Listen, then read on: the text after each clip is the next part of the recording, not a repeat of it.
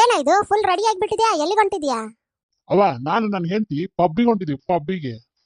ಅಲ್ಲೇ ಮಗ, ಕಬ್ಬು ಕೇಳಿನಿ, ಅದ್ಯಾವ್ದು ಪಬ್?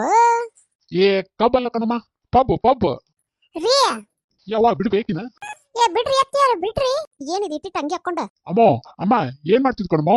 ಲೋ, ನಿನ್ ಹ್ಯಾಂಡ್ರು ಕೆಳಗಡೆ ಬಟ್ಟೆ ಹಾಕೋದೆ ಮರ್ತು ಬಿಟ್ಟಾರ ನೋಡ್ಕಣ.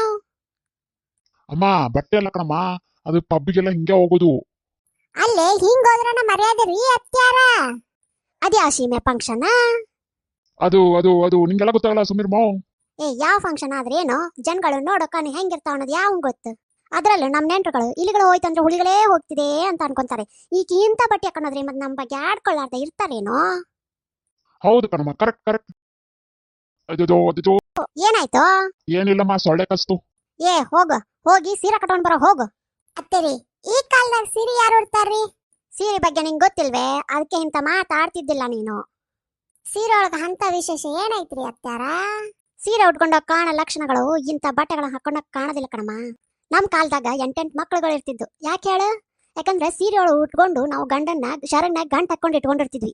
ಈಗಿನ ಕಾಲದಾಗ ಇಂತಿಂತ ಬಟ್ಟೆಗಳು ಹಾಕೊಂತಾವು. ಗಂಡ ಯಾರು ಹೆಂಡತಿ ಯಾರು ಅಂತ ಒಂದು ತಿಳಿಯಂಗಿಲ್ಲ.